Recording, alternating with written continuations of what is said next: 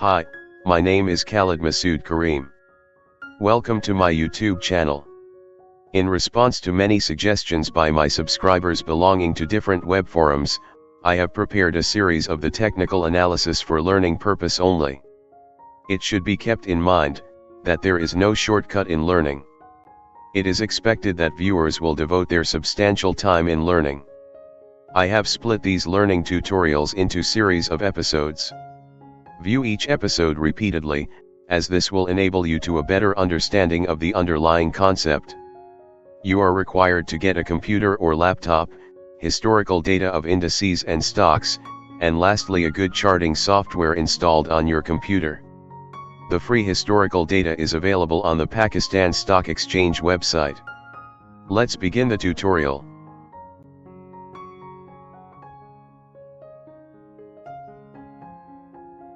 The picture which you are observing is the daily chart of KSE 100 index. Let's analyze the chart by applying a trend line. Since I have used a semi-log chart, I will use a semi-log line. In order to construct a trend line, two reference points should be identified. I have used two consecutive lows as the reference points, which are labeled as A and B. Draw a semi-log trend line connecting the A and B label. A is at 754, dated July 14, 1998. Label B is at 865, dated August 3, 1998. The time difference between these two lows is 14 market days. Draw two dotted, horizontal trend lines from the label B and C.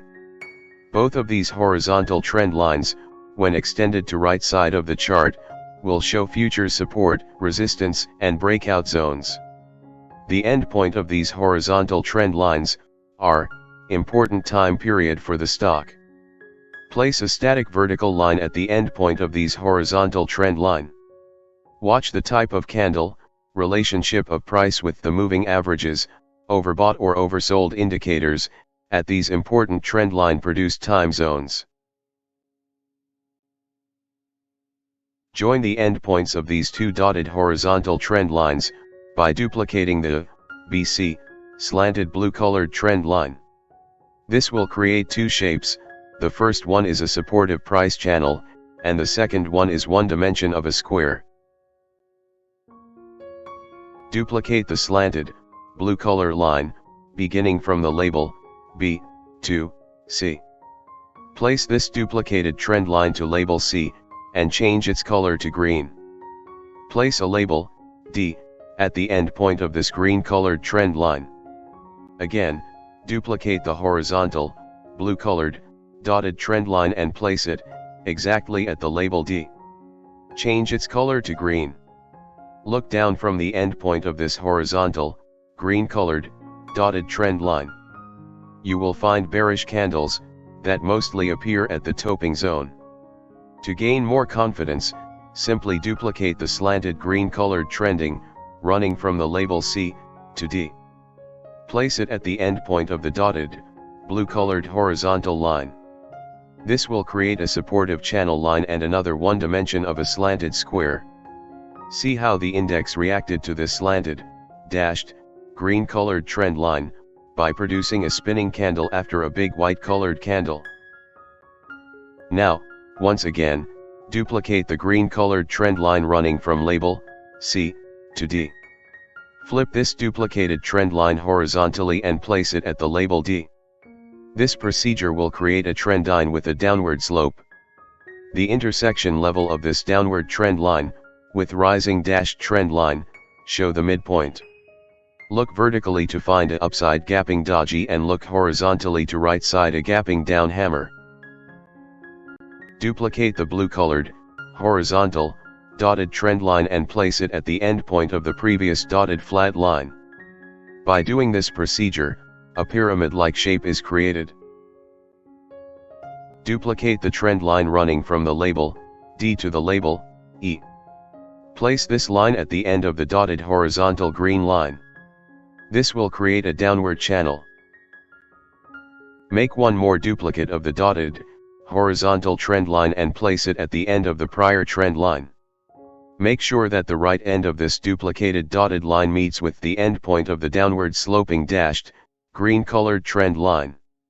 See how the bearish black candle landed on the horizontal dotted blue colored trend line, and next trading day witnessed a bearish breakout from this line. The meeting point of the dotted and dashed lines also act as the future resistance zone on the right side of the chart, and looking vertically down, show the end zone of bearish rally.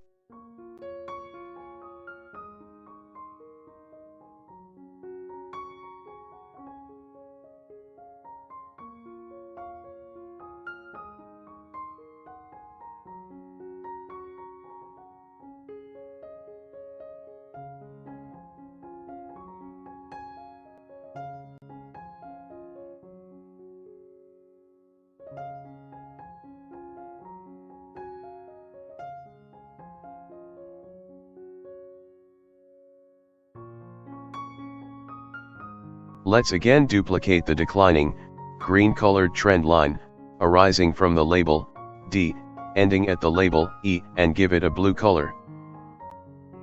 Similarly, duplicate the declining, dashed, green colored line and place it at the endpoint of the prior trend line. Give this extended trend line a blue color. You can see that by doing so, an extended, declining channel has formed. Now, it's time to find the support zone, by duplicating multiple copies of the original red-colored, dotted, trend line and extending them to the right side of the chart. Each of these red-colored dotted horizontal trend lines show fixed time cycles.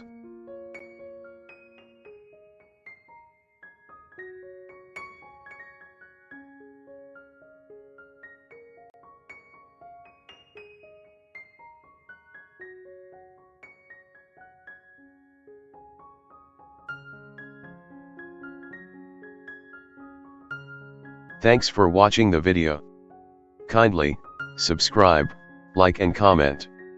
It will encourage me to share more videos in future.